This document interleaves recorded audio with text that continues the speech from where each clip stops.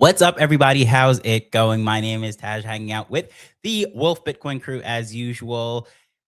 This has been a wonderful, wonderful week, and hopefully, you are having a wonderful time on your side of the screen too, as well, because you are here for the Good Bits live stream, and we highlight all the amazing and positive things that are happening in the world of Bitcoin. So, regardless, excuse me, step off to the camera a little bit, regardless of what is happening in the world of price action, we are here to highlight the positive stories. So we're talking about the technology that's helping to spread the adoption. We're talking about the circular economies. We're talking about the boots on the ground, the people that are spreading this wonderful thing we call Bitcoin everywhere.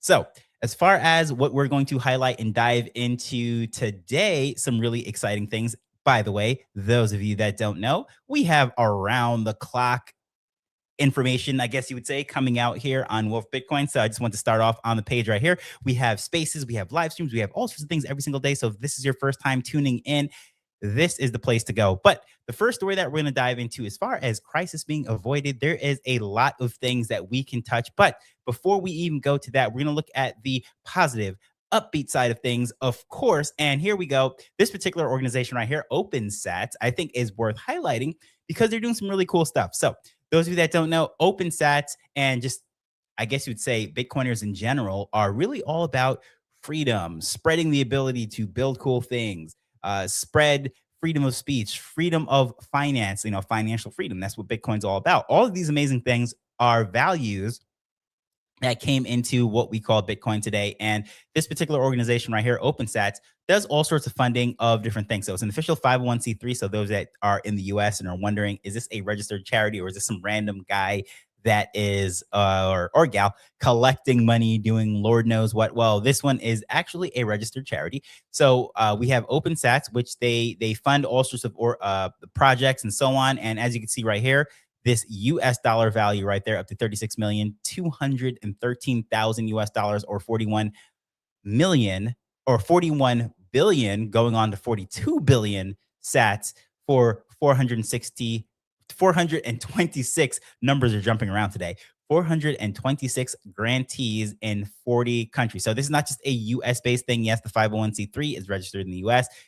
However, they're helping people all over the world with Bitcoin. So what type of things are they doing? Well, as OpenSats would imply, they're really big on open source technology, open source coding, and so forth. So Bitcoin developers, of course, the ultimate, in my opinion, open source software. This whole thing, financial freedom, would not be possible if this was locked down, let's say, on a Microsoft server somewhere controlled by some huge corporation.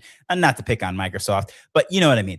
It could easily be some cloud service that is locked down and proprietary and all of that stuff. You don't know what's going on in the back end, could be shut down, could be confiscated at any time. But being open source, the entire community is able to then go in, look at the code, see if there's any problems, etc. And all sorts of proposals have been made, which we'll get to in a second, over time, to make this thing better, patch up problems, etc. But they also fund the FOSS or FOSS projects, which is just really cool stuff to me, in my opinion. As far as a free and open source software, this is the type of thing that, allows people to build freely. And this reminds me of back in the day. I remember when I was a kid, first coming on, learning to code, all the stuff. There was a lot of forums and just some really nerdy stuff, to be honest. But it was like, hey, we're going to throw up some website code. Everyone can build on this, improve this thing. Just throw it back up on the forum, and you can, I guess, you share it with everybody, and we'll all get better together. That was the spirit before everything became lockdown, if you will. We went through the era of APIs where you needed to go through some huge gatekeeping company, pay their huge API fees, etc. Not knocking that because, right now I'm using APIs to get the stream out to you. But what I'm saying is, it was a completely different world. So this whole open source, developing open source technology and coding, supporting that, I think is just absolutely admirable, really cool stuff. So you can donate to that if you do choose so. Not affiliated with this whatsoever. I just found it, thought it was very cool, some very interesting things, funding things, 40 countries around the world. So again, this is not just US based. Yes, this is a 501c3, but we're talking about spreading this stuff and helping all this stuff around the world. So if you go through the type of technologies, the type of projects that they're going and funding, I think it's just really cool. They have the Red Team Fund, which is, reimbursing teams and developers. Like if you had a huge, let's say you're vibe coding and you're using LLMs and doing all sorts of stuff, token costs, like this stuff goes up. So you can get reimbursed through that through the Red Team Fund. You have the Nostr Fund. I have covered that in a past stream. Those of you that don't know what Nostr is an open source, I guess you would say, a social media platform which allows you to take your user, kind of just basically like how you have your private keys for your Bitcoin. Well, you can have private keys for your social media identity, use it on different platforms. You have the same username, etc. So right now, whether you're using Primal or someone comes along with like YouTube or whatever it may be, they can just bring the new form of social media, and you can have the same username using the same private keys, etc. And also it's connected with Bitcoin Lightning. You can donate to that and all sorts of cool stuff. But anyways, that Nostr Fund, like, well, how do you keep something like that running? It runs on donations, to be quite honest. Jack Dorsey and many other famous Bitcoiners have famously donated to this to keep this whole thing going. And it's kind of admirable in the sense that, it was basically competing with a lot of things that he was doing. Of course, he built Twitter, which became X. Then he had Blue Sky and all these other things that he's working on, but he gave to Nostr and so many other people. So anyways, check out Nostr. That's just another thing. A lot of Bitcoiners, to be honest, I don't necessarily think it is the best place for Bitcoin onboarding, because most people that are on Nostr are already down the orange pill, if you will, the rabbit hole of going down that. Then it's kind of people that are already Bitcoiners, you can connect with them and so on. There's some people that just will not go on any other social media. You can find them on Nostr. However, it is a cool platform. Just a little caveat there, not knocking it. I'm just saying it might not be the best outlet if you're trying to find new people to onboard them and educate them. But it is a great place to connect with the hardcore Bitcoiners. That's where they're going to be. So also the operational budget, which also is funded separately than all these projects that are being funded and everything. So just anyways, check that out, OpenSats. And this is just really cool. Open source technology, open source money, and they're funding other developers doing other cool things in the area. So I find that really cool because financial freedom is one of the, I guess you'd say, really cool things about Bitcoin. And that's why I always end up at this Human Rights Foundation's financial freedom blog, which they put out weekly. But this one I find very interesting. It says, welcome to this week's Financial Freedom Report. In Russia, Putin, a dictatorship officially designated the Human Rights Foundation, HRF, as an undesirable organization. So those of you that don't know, they are very critical of authoritarian regimes and so forth. And of course, they put Russia on that list. Therefore, it wasn't received kindly. I'm not going to pick sides and say, hey, this is what's going on, whatever. I have never been to Russia. I can only say what I've heard in reports and so on. But anyways, they often end up on this right here. They were flagged for that. So why am I bringing this into the Positive Bitcoin report? Because the previous story of open source technology solves things like being debanked, necessarily having your voice shut off because you're supporting the wrong thing. Well, you have Nostr that cannot be censored. You have open source money that is Bitcoin. You can donate through all of these different things, and you have developers all around the world. That's how it glues together. So whether or not you're in an authoritarian regime or not, it really doesn't matter, right?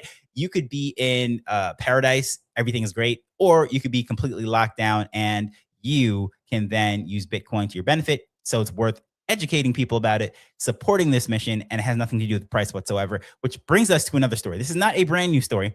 However, it came up in the report, and I just wanted to go there really quick because it's kind of the same thing. So the Taliban, those of you that don't know, Afghanistan, they were the one that were running it. Of course, they tried to do the whole freedom thing over topple them and whatever, but then they came back into power years after the fact. Really fun history lesson starting all the way back from the Cold War with the Soviet Union, all these different things ties into the whole Russia story. But anyways, so the Taliban is now supposedly, well, I shouldn't say supposedly, it's been reported by multiple sources. So assuming that this is not propaganda, right?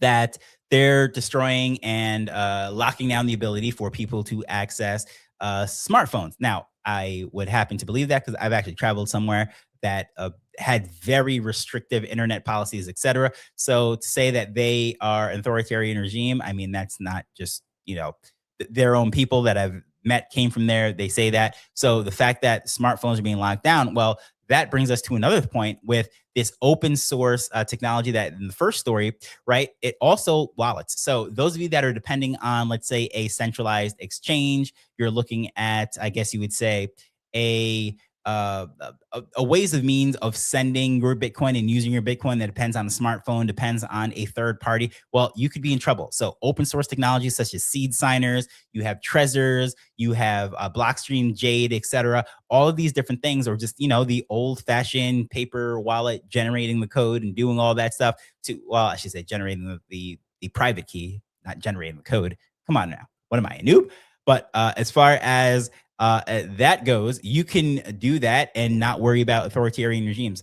Now, Senator Loomis had a really good quote, which I should have pulled up for this one. I have covered it on a past stream where she was speaking about the power of Bitcoin, where the power of Bitcoin is that someone can remember their phrase. They could be going across borders, they could be refugees, they could be in authoritarian regimes, whatever it might be, and they have the freedom, they have their money. And the example that she gave was an oppressed wife that was in an abusive relationship trying to leave, or also someone who was trying to flee an oppressive country under a oppressive dictator.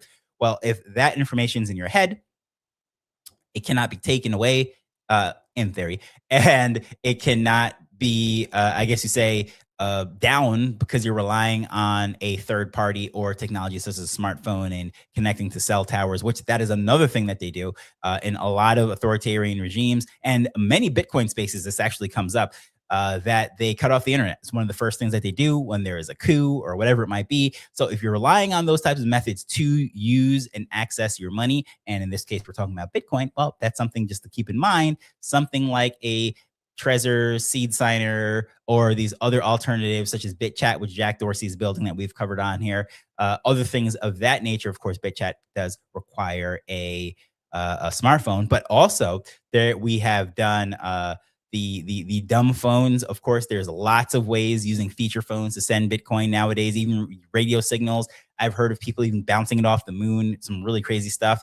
But anywho, just wanted to highlight that right there as a thing that, it is financial freedom. That's why we cover this stuff. And jumping to the title story now, this is something that is a crisis avoided. This might be something very, very interesting because, okay, Lightning is a lot of what we do in these circular economies, right? A lot of things that we talk about as far as where are we going, what's going on, how are we sending money, how are we using it for business. Well, in many cases, it is either too slow, we're not really feasible to use it on the main net. And that's like a lot of the objections have been answered by Lightning. Of course, if the whole world comes onto the Bitcoin standard and they're using Bitcoin, they can't compete with Visa, MasterCard, and payment networks such as that. And that's why all these alternative popped up and so forth. But Lightning came in and filled a gap. But there was a issue, right, of trying to get back onto the main network, right? You would have to use a service such as Bolt or whatever that would help to bridge and facilitate the transaction. Trying to simplify this as much as possible. Those of you that might not be as nerdy and technical and reading all of this stuff, but Bolt had a service that has been recently suspended because of AI attacks, et cetera. You can go look at that. But that was a huge problem. People were thinking, okay, well, who's going to step in?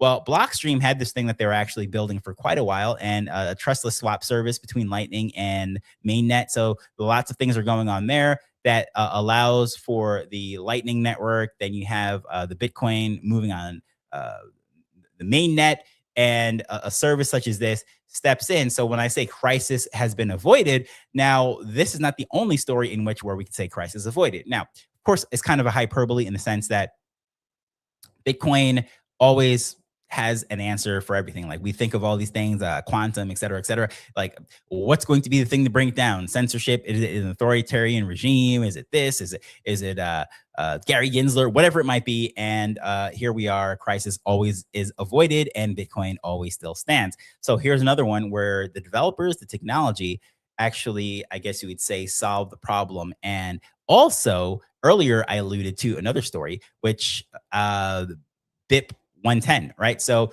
there was I guess you'd say a lot of criticism over that. Let me see if I could pull that one up because I didn't have that one queued up about that possibly failing, if you will, because, a lot of commotion, a lot of hoopla, a lot of noise was made about BIP 110, and of course that was getting the unnecessary information off the blockchain and taking away, I guess you would say, the uh, the unnecessary information that slowed it down, made it more cumbersome, more expensive, larger in size, et cetera, to keep up and running. And that would also get rid of ordinals and other things and the arguments. I'm not even going to go into that because like the Bitcoin community is really split and going over all sorts of foolishness with that. But either way, the hash rate just did not move over. The vast majority of people, they tried this thing, tried to fork it off, do and it just did not get the community support. Now, the article that I'm just thinking of off the top of my head for whatever reason is not loading up. But what I will say though is it's quite interesting that there was so much divide over this, right? There was so much, I guess you would say, animosity, and some of the major speakers, et cetera. I mean, not going down that negative route. There was just a lot said, a lot of feelings hurt, and everything. But at the end of the day, Bitcoin is going to do what Bitcoin does.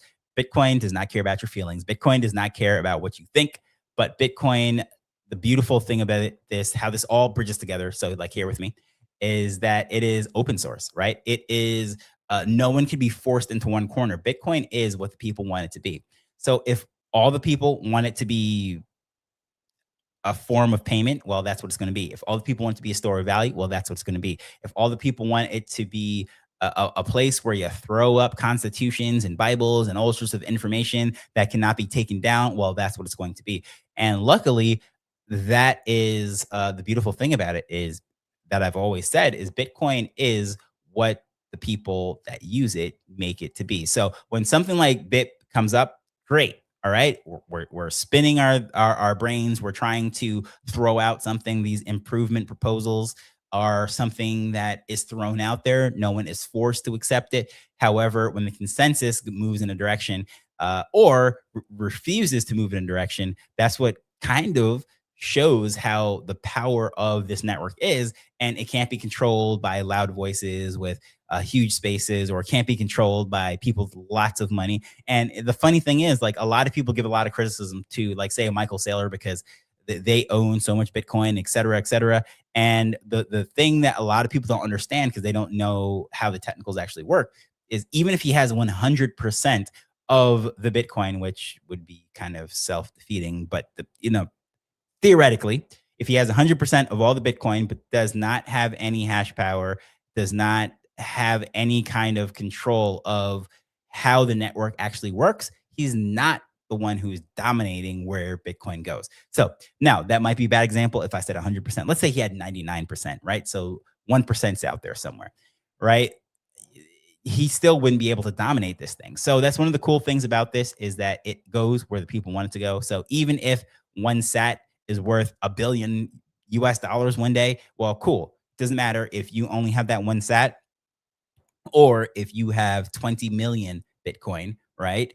You are not, I guess you would say, controlling the miners and the how things go onto the blockchain, right? Because at the end of the day, there's people that are contributing in all sorts of different ways, and it's not about like the whales coming in with the most money. So, anyways, the whole thing about this thing is just freedom and financial freedom, having the opportunity to use it in ways that you choose to use it. I think that's the beautiful thing about this. And again, regardless of where the price goes, Bitcoin will be here.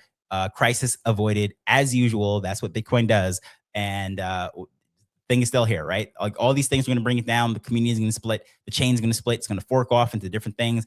So many things come and go, whether it is core or not, or is it going to be Bitcoin Cash? Like these things come and go. Like even before I was in the space, like these conversations were being had. And guess what? They will be had when that last Bitcoin is finally mined. Like that's just what it is, right? So the beautiful thing about that again is nobody can be forced down any corner or avenue, whatever you want to call it. And we all have the opportunity to choose. So whether or not that was something you supported, doesn't really matter. Like you can say your voice, you can have your opinions, and that's cool. We can discuss this out like rational human beings, and we can all be friends. We can hop on spaces, we can hop on streams, and we can have a wonderful day because we all love Bitcoin in theory, right? Assuming that we're actually here for Bitcoin, right? So But either way, thank you for hanging out with us. This is a Saturday afternoon, Saturday evening, morning, depending where you are. It might be Sunday morning. You know, those of us on the other side of the world that are 12 hours ahead, Tokyo, and actually Tokyo is probably 13 hours ahead. But anywho, really appreciate you hanging out with us on a Saturday evening or a Sunday morning, wherever you are in the world.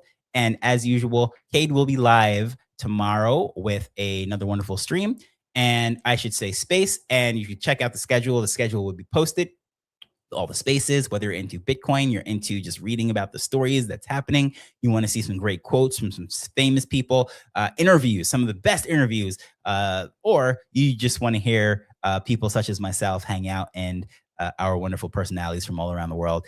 We're here for you, right? So we really appreciate every single one of you coming in here, and really, really, really appreciate the fact that you share stories, you're in the DMs, and any story that you'd like us to highlight is Bitcoin related. And especially if it fits into one of those three categories, either it's like the feel good stories, donations, etc., people getting freedom, or if it's circular economies or the tech that enables all that stuff, we'll highlight it, we'll run it here. So we will see you on the next one. My name is Taj, aka Tropic, and this has been Wolf Bitcoin. This is the Good Bit Stream. We will see you on the next one. Have a wonderful weekend. Go out and touch some grass. Tell someone.